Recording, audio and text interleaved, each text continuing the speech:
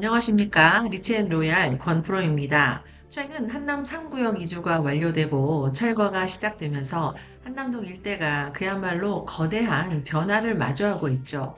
하지만 이 뜨거운 정비 사업의 열기 속에는 잘못된 법률 상식으로 입주권을 잃을 위기에 처한 안타까운 분들도 존재하시더라고요. 오늘은 최근 한남 4구역에서 발생한 실무 사례 1번 조합원 7명의 공유자 케이스를 통해 재개발 지분 쪼개기에 숨겨진 법률적인 위험과 치명적인 오해를 완벽하게 파헤쳐 드리겠습니다. 끝까지 시청하시면 수십억 원짜리 실패를 피하는 눈을 기르실 수 있고 반대로 수십억 원짜리 성공을 할 수 있는 눈도 기르실 수 있습니다. 바로 시작하겠습니다. 여기 사진에서 보이는 이미지는 한남 3구역의 철거가 진행 중인 현장의 모습입니다. 수년간의 이주 과정을 지나 웅장하던 건물들이 허물어지는 모습을 저희들이 볼 때 재개발이 얼마나 무서운 속도로 실현되고 있는지 온몸으로 느끼고 있습니다. 내 눈에 보이는 낡은 빌라, 단독 다가구가 언젠가 수십억 원짜리 새 아파트가 될 것이다 라는 희망이 현실로 다가온 것입니다. 그러나 이 거대한 희망의 이면에는 시장에 떠도는 잘못된 상식을 맹신하다가 눈물을 흘리는 그런 분들이 여전히 존재하는 것 같아요. 그 대표적인 사례가 바로 최근 한남 4구역에서 드러난 그런 권리가액 통지 사건입니다. 조합원들에게 감정평가 결과와 권리가액표를 발송했어요. 그런데 한 단독주택 원소유자분께서 저희 사무실 찾아오셨습니다. 사연은 이래요. 구역 지정 전에 하나의 큰 단독주택 지분을 나누어서 본인을 포함한 총 8명에게 지분 등기를 완료하고 7명에게 지분을 매각하신 겁니다. 구역 지정 전에 쪼갰으니까 입주권이 무조건 8개 나온다고 철석까지 믿으셨던 것입니다. 하지만 실제 송부된 권리가액표 결과는 이상했어요. 조합원 번호 하나, 그 아래 공유자 8명의 이름과 각각의 지분의 지분별로 권리가액은 있었지만 전체 총액은 하나로 묶여 있었습니다.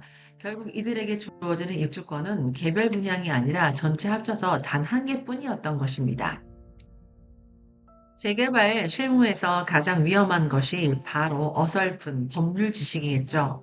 첫 번째 강력한 법적 근거는 도시정비법 제39조 제1항 제1호입니다.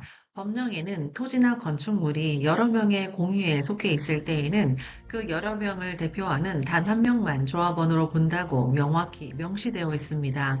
단독주택은 지분 분할을 하더라도 법적으로 하나의 독립된 주택입니다. 8명의 이름으로 쪼개서 소유하고 있다면 그들은 각각의 조합원이 아니라 법적으로 하나의 조합원, 자격을 나누어 가진 하나의 공동 소유주 무리일 뿐입니다. 이 대원칙을 무시한 채 매수한 지분은 큰 아파트의 지분일 뿐입니다. 아니면 현금으로 받는 청산자는 되실 수가 있겠죠. 서울특별시 도시 및 주거환경정비조례 제34조를 보더라도 조합원은 대표자 한 명이더라도 분양권은 각각 신청해서 탈출할 수 있지 않느냐고 반문하시는 경우가 많습니다. 그러나 서울시의 그 조례는 한 채의 틈도 허용하지 않습니다. 조례에 따르면 하나의 주택이나 한 필지의 토지를 수인이 공유하는 경우 수인의 신청자를 모두 묶어 단 한 사람의 분양 대상자로만 본다고 못 받고 있습니다. 만약 적법하게 다세대 주택으로 구분 등기를 마치거나 한 경우가 아니라면 공유 지분 형식의 쪼개기는 구역 지정 이전이든 이후든 상관없이 무조건 하나의 물딱지가 됩니다.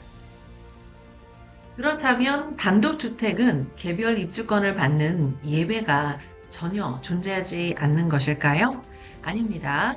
매우 엄격한 역사적 예외 기준이 존재합니다. 첫 번째, 다가구 주택의 경우 1997년 1월 15일 이전에 이미 가구별로 지분 또는 구분 소유 등기를 마친 경우에만 예외적으로 인정이 됩니다.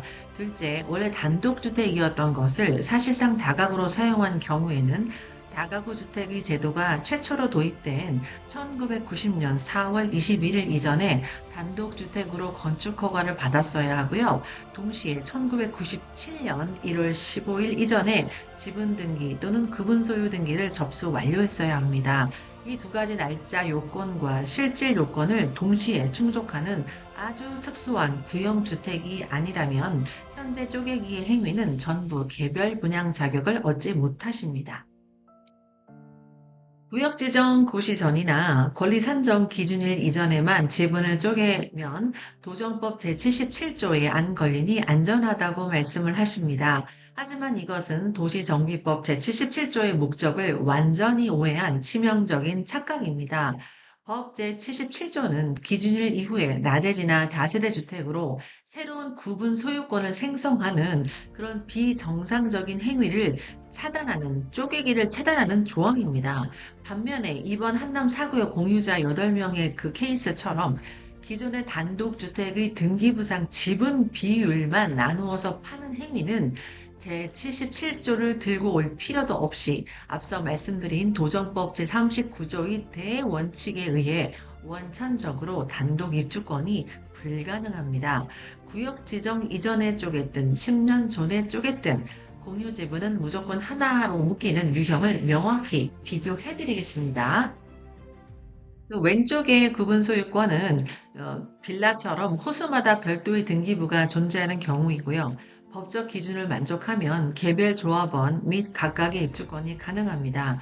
하지만 오른쪽의 공유 지분은 뼈대는 하나인 단독주택의 권리를 8조각으로 나누어 가진 형태입니다. 이 경우는 조례와 정비법상 아무리 일찍 쪼갰어도 전체를 합쳐 오직 한 개의 입주권만 나옵니다. 지금까지 말씀드린 4구역 지분 매수자 7명은 아파트를 각각 한 채 받는 것이 원천적으로 불가능하십니다. 결국 기존 소유주를 포함해서 8명이 공동으로 단 한 채의 아파트만을 신청해서 나누어 가지셔야 합니다. 잘 협의가 이루어지시기를 바라겠습니다. 2015년에 2억 원에 하셨던 빌라가 현재 40억 원 상당의 매물이 돼 있는 경우가 굉장히 많습니다. 이렇게 큰 이익을 취할 수 있는 재개발 매수 타이밍과 안전한 입주권 매물을 소개해드리겠습니다. 구독과 좋아요, 알림 설정 부탁드리고요. 앞으로도 더 깊이 있고 소중한 정보로 보답을 드리겠습니다. 오늘도 행복한 하루 되세요. 감사합니다.